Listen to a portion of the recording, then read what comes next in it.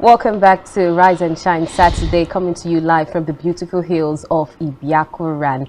Welcome once again. And the song you just listened to was done by Casey, and he titles that one Ojapiano. And right about now, we are heading straight to the first conversation for this morning, and we are going to be talking about a very, very important issue that is actually making rounds across the world, and here especially in Nigeria. We are talking about rape and personal security in the wake of the social media space, reviewing the social media era and hookup and job hunting. And today, to join us to talk more about this, we have a very, very important guest.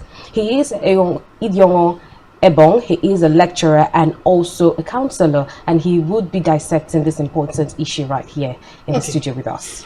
So there is a way we do a welcome when we have somebody for the first time on Rise and Shine. So let me introduce you to that way. Ladies and gentlemen, join us and make welcome for the first time on Rise and Shine TV set. Idiongo Ebong, lecturer, teacher, and counselor. Woo! Now you're Now you're welcome to Rise and Shine set.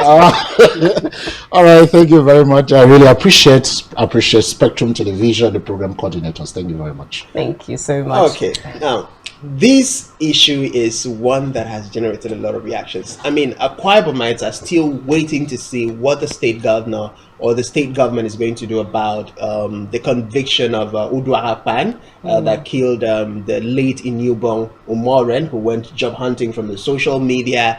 And then just day before yesterday, from the Akwa Ibom gender-based leadership, we saw a post that has gathered a lot of reactions about a young woman who also went job hunting from a social media post and then got raped by 3 men.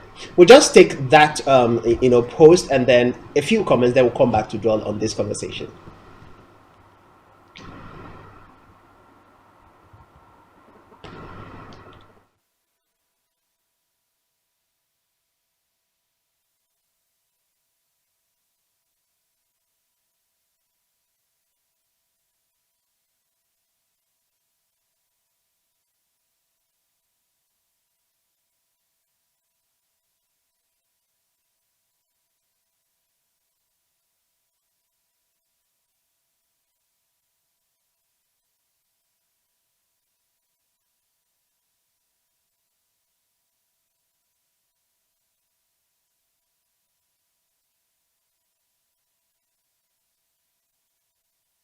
This post came from Barrister Memete on Facebook, and she wrote, "Please, let's be careful on this Facebook. If anyone offers you a job here and asks you to come check it out, please don't go.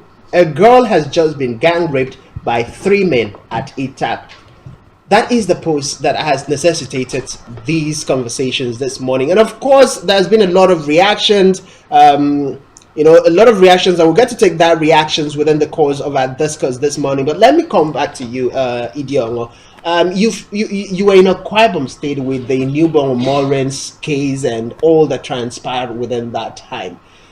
Would you say our people, not just in Akwa Ibom State, Nigerians, will ever get to be able to learn their lessons? Well, many a time I've always said categorically that Facebook is one of God's gifts to us in this period, the 21st century.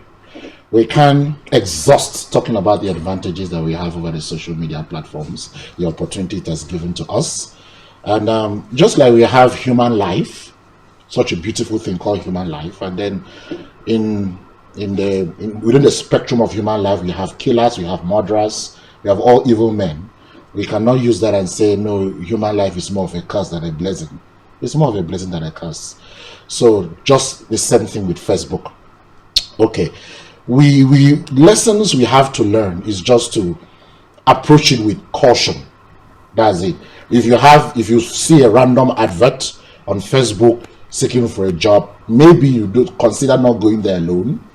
I'm not saying this in respect to any gender, because it can happen to both genders. Okay, so consider not going there alone. Go there with someone that you feel could be saved, and then try as much as possible to send your directions on WhatsApp to people. You share your directions to trusted persons, to family and friends while you are going to that place, and they're going to check out that job. Because Facebook, I must tell you, a whole lot of my services, I get it from Facebook. I patronize them because this is the space that the youth are growing. All right. Consider in those days that you have to go open a shop and then pay tax, pay rent, pay sanitation, pay NEPA bill, and also worry about your goods inside the shop. But our young girls and our young guys now can simply snap their product and then get it online and have patronage over there, tax free, and raise a beautiful life from that platform. So I will not say no, do not respond, or don't go. I think that is actually too strong. Rather, let us put security modality, because to be very sincere, if we shut down Facebook, we would have unemployment rate again would grow terribly high. It has really saved us to grow in this century.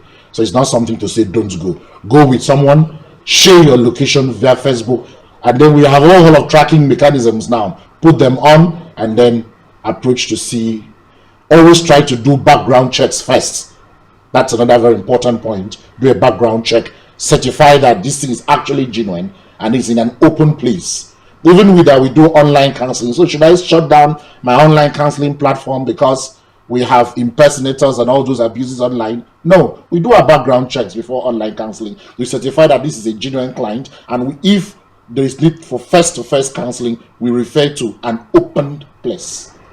So in recent years, there have been an increase in the discussion about sexual assault, especially with the COVID-19 pandemic. We've seen the statistics rise, and I would like to ask, how would you like describe the current state of awareness of sexual assault and rape, and the perceptions Akwa Ibomites have in understanding this particular issue? The awareness has been mostly one-sided, narrow. We have a whole lot of good noise being made about it, which is very useful. I love the media publicity. I love what the wife of the past governor tried a campaign, even though I wasn't too much in support of it because of how aggressive it was at that very hour, at that very circumstance. But I think she did something good. We have FIDA and other women organization channeling, but from my perspective, I think it's one-sided and a little bit narrow because of the perspective we view sexual assault, rape, or whatever. Now, what is rape? Rape is simply a sexual activity that doesn't have the consent of the persons, both persons involved. That it's an aggression, okay? There is no consent given to that sexual activity. That's what we define as rape. Either through physical aggression, in a way you physically, where the assailant physically pounced on the victim, that's number one, or maybe through inducement of any kind, which could be alcohol, drugs, or concoction inducement, okay, where substance are put in juice for the victim to drink. That could be another approach to it. We could have molestation, okay, whole of molestation rape, where the assailant is like, okay, like the popular one that I had it on my table, where one woman, group of young girls armed to the teeth, broke into a man's house at the middle of the night, pointed a gun at him and said undress. And then they tell him, video camera phone, brought out their phones to cover. They wanted to induce a sexual activity, cover it, and then send it to another girl that they know that guy was dating just to humiliate the other girl. That's a kind of a molestation rape. We have the one I call incapacitation, sexual activity with someone that is incapacitated, like maybe raping mad women on the streets, some kind of sexual relationship in mortuaries. Those people can't defend themselves. Having to rape a minor at the age of 3 or 2, or having sexual relationship with someone who does not have the legal right to tell you yes or no. For example, someone that is under the age of 18. You know, if it comes out even in a court of law, and then the girl comes out to say, yes, I was the one that asked him to sleep with me, that testimony would not be accepted because the person is not up to the age of reason. Okay? Then we have blackmail. We have people are blackmailed into being rape, male and female. Then we even have fear. Rape based on fear. I had a case like that at my table of a guy who is telling me that she's sleeping with the supervisor's daughter. And I'm like, so did they force you? He said, if I do not, I'll be fired because the boss wants me to marry her by force. So even if he applies to the boss routes the response through the daughter because he wants to match-make them. And then this guy is forced to smile, forced to play along just to keep his job. So the discussion, the conversation about rape should be broadened and brought to light, and then open up spaces for these people, male and female, to come out and air out their views so that we can critically deal with this menace. And whichever form or approach of rape we are talking about, the disadvantage, the danger is the same. The effect is the same. Psychological damage. I'm not even looking at the biological, because other forms may not even have biological damages like bruises of the genitalia or even STD, because some of them would even go with prophylactics, okay? So they may not even go with STD. We're looking at the psychological damage of this person, because a human being's personality is wired to his sexuality. You dress like this because you are female. I dress like this because I'm a male. Anything that is done to offend the sexuality of a person damages the psychology of that person. So that is the greater effect of sexual assault more than the biological or the medical one. So now you've taken us down to the effect of being abused sexually and all of that. I'd like to talk a lot more on the kinds of dangers people who are victims to rape get to experience in their life. And I'm asking that question because sometimes in life you find people in relationship, married couples, who still have issues in their relationship, in their intimacy, and it's traced down to the fact that one or either of the partner or both of the partners probably had a history of being sexually abused in their life. Rape cases field normally is always used as an instrument of violence. So just imagine the effect violence would have on you. I have a client that is complaining of waking up at the middle of the night and screaming. He has been a victim of armed robbery, and he has refused to pack out of that house. He says he wants to stay there, but if you knock at his house at the middle of the night, or 6 p.m., or maybe he's sleeping, even siesta, and you knock at that door, he won't stop shouting, okay, because of that trauma, PTSD or whatever. So the effects of rape, first we have the biological one. We have the bruises, whatever, the others. The greater one is the psychological effect. It can lead to personality damage, low self-esteem, some death. I remember a dear sister who committed suicide. She was a nationalist. She worked on television. It was a public news. I may not recall her name very well now, but I know the hand robbers went to her house and raped her. She nursed that pain, and then all of a sudden the armed robbers were arrested and they made a confession. The confession became public, and she went to commit suicide. So that is how extreme the damage of rape could lead. Loss of prestige, loss of personality, okay, loss of self-esteem, your personal morale, your decency, everything goes down with that problem. And then we need a counselor and counseling avenues that will open a space for discussion with these persons and kept confidential all through the process, while we allow the victim to heal from it, irrespective of whatever genre. The ones we have in our system now, the molestation rape, where, for instance, a teacher will tell a student, if you do not sleep with me, you will not pass this course. And the student, knowing that he is vulnerable at this point, accepts that relations and then grows up under such canopy. Each time she goes, she's not comfortable with that experience, but she has to scale through. We have serious future psychological damages. She can grow up to see sex not as a biological relationship for procreation, but as an instrument of violence. If that happens, we could have problems even when she's married. So now, coming back to this particular story about the girl who was actually raped in Akwa Ibom State by 3 men. Now, this is something that is actually being brought to the light because of the interventions made by the former state governor's wife. Now, let's come back to rape culture and how the society themselves perceive rape. Because before now, if someone is actually raped by a guardian, the person is being told to keep quiet and throw this under the carpet and do not report these cases. Now, let's talk about people's perception to rape culture and how this has actually given rise to rape itself? Now, our society, number one, is extensively patriarchal. Discussions are male-centered. That's number one. This does not in any way underscore that men face the same trauma of rape just as women. Okay? But our society is patriarchal and discussions are mostly patriarchal. Good. The issue of rape, you can trace it down to even 300 years after the death of Christ, because I have seen it in the writings of St. Augustine, who lived 300 years, that is 320 something, was functional at that period. And then he's talking about that is God would forgive you if you contract a prostitute that if you rape.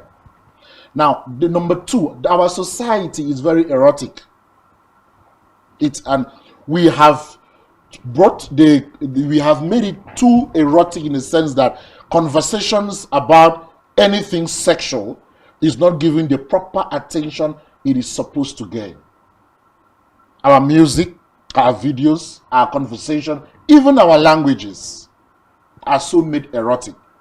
And then you have very salty act. Where was she? What was she doing at that place at that time? What was she wearing? These are questions that we shouldn't even listen to as far as sexual assault is concerned.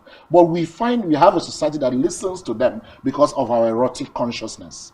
And then the way the social media comes up, not just Facebook, I can give Facebook 70% in trying to moderate at least physical content of nudity. But there are other platforms that do not regulate it. And then we have so many youths in this platform. So because of this socioculture, we find it difficult to give rape the proper conversation we should give to it. In a more strict society, of course, if I move away from ours to the so-called strict society, you know there are societies that accept sexual relationship with a girl as low as 12. There are some societies like that. So in such a society, and then another problem is that most rape cases, except most assault rape cases, do not have third-party witness. So it's difficult for it to be discussed in court. It's going to be your word against my word, and the judge will not rule on that. You'll be the one saying Idioma raped me, and will saying I did not rape Mary, and that's the end. Except there were video cameras or third-party alliance before that thing can gain credibility. Mostly in physical assault rape, there has to be. But if other kind of rapes approaches can be proven, molestation can be proven, blackmail can be proven, because those ones will definitely have third-party, witnesses. So because of that, the lack of availability of third-party, I think I stand to be corrected, please.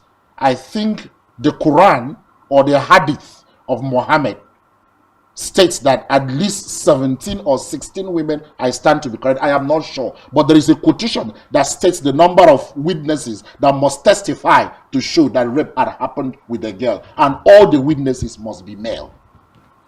So my question is, when I wanted to rape Mary, did I say, Francis, come, John, come and see how I'm going to do? So in such a case, it becomes very difficult to prove it in such a society. So that is an unfortunate situation where we approach the case from. So in this day and age, job hunting has actually sometimes involved risk, particularly with female persons who would want to go and look for jobs. So what precautions should job seekers in this age and time take when applying for positions online? Number one, verification. What's the platform? I think I have like two online platforms that I work. The advert has been made public. You do verification. Where is it from? Who is the one making it public? We have all the apps now to reveal identity. Truecaller can help us a great deal, and they have helped us a great deal. So try to make verifications of these persons making a post. And now you are trying. Remember, we're moving towards a global village. Like we are seated now. I've never met you before. This is my first time, and it's actually a very good meeting, actually. But should I get your phone number now and put on my phone? Before I get home, Facebook will tell me people you may know and bring your picture. That is because Facebook has access to your contacts. So it is actually a small world for us to carry out background checks. So do a little background check. Where you do a background check and then the person publishing cannot be accurately verified, number one. The space for interview does not look like a commercial space. For example, you are told to come to number 34, Ikotekbene Road. You just go through 34, Ikotekbene Road, scan through the place, and then first ask question about the place and go with a third party or a food party or a feed party. Gather your friends, your trusted friends, and go with them. That's what you are invited, like the case of our sister that just passed that newborn. There was this issue, and then you move blindly to as far as Uruan, if I'm not mistaken. That was too far off the metropolis. Okay? And then you got there and this happened. But I also think, because of course we know very well, without the social media, newborn, if I'm talking of Akwa Ibom of 1991. Okay? The newborn's picture, maybe the parents, after staying for 1 week, not seeing her, will take her picture to AKBC, pay money, and then her picture would come and they'll announce missing person, and she'll be missing till today.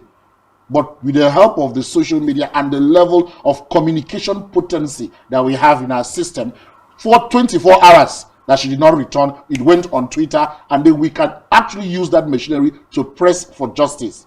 In fact, after his conviction, people still come on Facebook and say they want the person to be hanged on Plaza, where everybody will say that he has been hanged, and they are still pressing for that. So the social media is a very beautiful platform, but just like life is beautiful, we have to be careful about it. Well, indeed, the social media is a beautiful platform, and we have some beautiful experiences. I will still have beautiful experiences coming out from it. But in Akwa Ibom State, I know the VAT law has, clearly stated the instances where rape can be substantiated, and people who are involved in it can actually be prosecuted. But I'd like to also come from a different perspective. You mentioned that we're in a patriarchal society where people focus more from the male part of it. But there are also conversations focus more on the males who are being raped. Now, I'd like to also understand, or maybe have you talk to us about what men who also become victim of rape, get to experience, and how it might be like for them. Okay, I think I have few clients who are male raped, and it's difficult to have aggression, as in you can't physical aggression rape on male. I've never had a record of that. There should be some degree of complicity from the male under physical aggression. But under molestation, I have. Under blackmail, I have. Under fear, I have. I've never had any case under induced rape with the male because of how the male biology is. Like I said earlier, whatever form of rape, whatever approach rape takes, whatever gender the offense of his or her sexuality is carried on, the damage is always very severe. And then gender does not ameliorate the case of rape, whether it was done to a man or done to a woman. I think it carries the same penalty if proven. It carries the same severe penalty.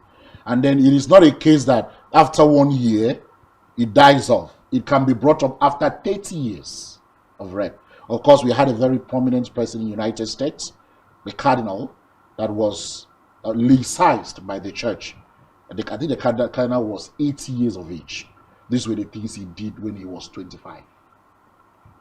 So far, this crime, that's one society that is very critical about the crime, because they know the untold effect it puts on an individual. So now let's still go back to the topic of our discussion: job hunting, and now social media and hookup. Now, the rise of social media on its own has actually brought up too many online dating platforms. We've heard of To Go, there's Tinder, there's a lot of them. So it's hard for people nowadays to find love, genuine love on social media, where we hear, okay, there's a hookup, you could go there to hook up, but then you don't consider your safety. What can people do to, first of all, even if you're trying to find love on social media, to just first put your safety at a very, very high consideration? We're using two words I find are not synonyms. Hookup and dating are not the same thing. Hookup is a digital prostitution. It's not a dating platform. Dating platforms are genuine outlets for discussions for people who are looking for friends on the screen. But That's then a they're dating. not genuine people. They may not be genuine people. Again, you are moving. You are going into a rogue site. But if it is a confirmed dating platform that that have their credentials, is you can still find people. Some of them have laws around. Some of them have security measures for verification of friends on their platforms. I don't want to advertise their platforms here. They're not paying me. Okay, we have them that when you move into a dating platform and submit your profile, there is the platform carries out a serious check on who this person is before they accept your picture put in there, and then they give terms and reference. And then when somebody, for instance, I want to date you, I can't have access to you directly. If, for instance, Francis is in charge of the platform, I'll be routed through Francis, and then that me now vets me and puts me clean. So the dating happens between two people that have been accepted. You don't just go today and date today. It is hook up that you go today and carry today, which is the same thing as finding a prostitute by the side of the road. But this one is digital. They're not standing on the side of the road, they are uploading their pictures, and we have a whole lot of that online, telling you about their sexual escapades and what they can do and whatever fantasy you wish, and then you hook up on them. So hookup is simply a digital prostitution, and it covers with all the risk that we have with an on-site prostitution. The same risk we have with online prostitution. It is not different because it is online. So the risk of death, the risk of STD, the risk of abuses, most especially because prostitution is not legalized in Nigeria. And am I wrong? They don't pay tax. They are not in Corporate Affairs Commission. Fine. So they can't sue. But I think in London, for instance, I am certain that it is a corporate business and they pay. So those ones come with security. So prostitutes have rights for the use of prophylactics, rights for their own safety, but we do not have that in our system. So anybody can pick any prostitute anywhere and then refer to you as an object of threat, and then uses you as an item, which so many other abuses can follow. So that's a different thing. But a dating site could be a platform where people want recreation, and then the verified ones are taken care of. Security is taken care of. Every other thing is taken care of. Okay, now let's talk about dealing with people who've had one experience or the other of being abused from the past histories. How would you propose people who get involved with these people get to relate with them in order to help them even heal, for those who are yet to be healed? Yes, you've talked about the importance of counseling, which cannot be overemphasized, but we also know the culture in this part of the world. Rarely before you find people go for counseling. I mean, how many counselors do we even have who are confidently practicing? So what would your advice be to people who are in relationship, particularly couples, families, friends, to help these people navigate their life normally? The only remedy for this problem anywhere in the world is counseling, guidance and counseling. That's number one. But like you have rightly mentioned, we have, from counseling, every other thing can come in. You can have access to medical services, you can have access to security services, so many.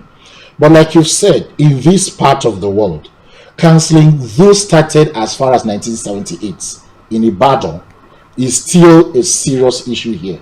Number one, our government does not give impetus to that profession.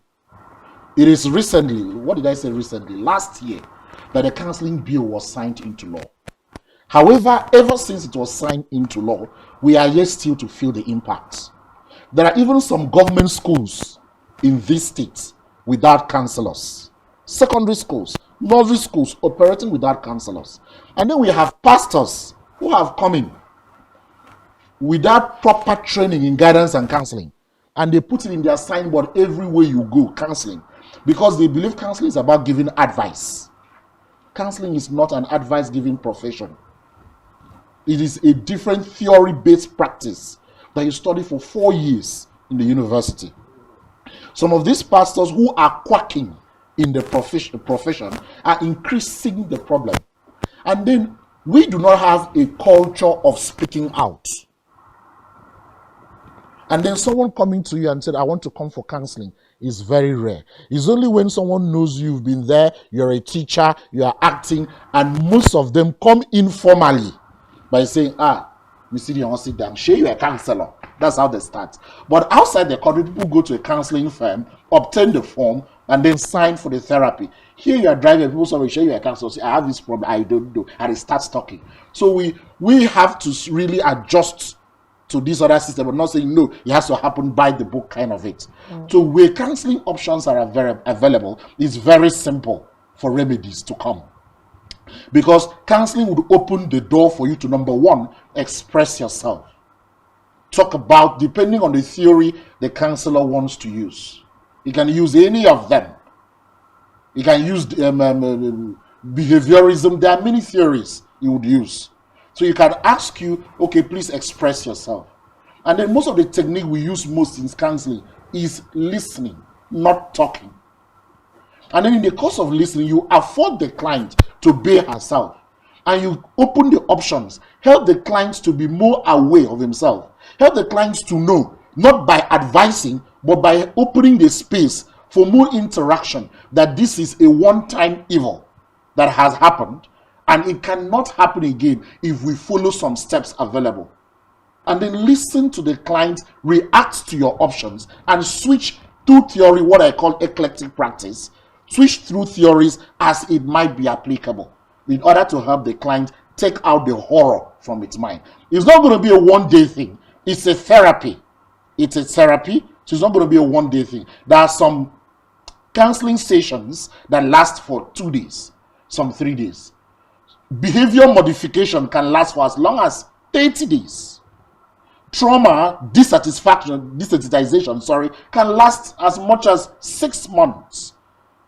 So it's only, I think, most of the cases I've handled is under behavior modification, where someone says, I am a chain smoker, and I have come to realize how this thing has affected me. One flaw in counseling is that I cannot come and say, Francis, come, let's go for counseling. It doesn't happen that way. There is a client that seeks for the services. And when it's a client that seeks for the services, the highest I can do is to give out a clue. I am a counselor. I have handled extreme cases, people who have abnormal sexual expression, say homosexuality, come up and say, I'm involved in this. I do not want this to be part of me.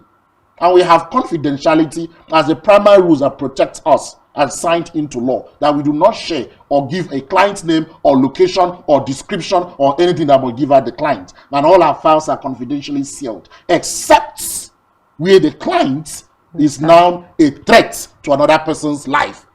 At that point, the seal of confidentiality is broken. We are empowered by law to first inform the police while we guide through the process. So if he comes over and say, oh, this is a problem I have.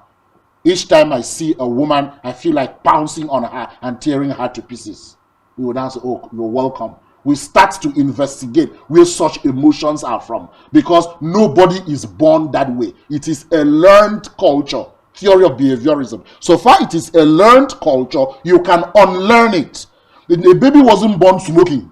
It came up and peer influence or whatever, you start smoking. And then your lungs are scattered, and then you want to leave. You can never stop. Today I'm not smoking again, you stop. It can never happen.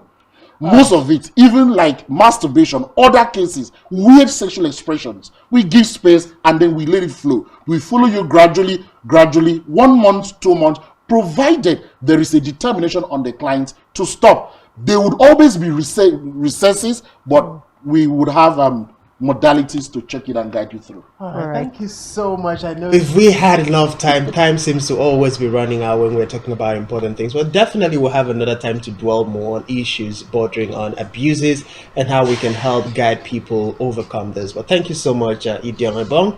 And of course, this is where we put a pause on this one. We'll go on a short music break. When we come back, we'll be unveiling our second guest of the day. Stay with us.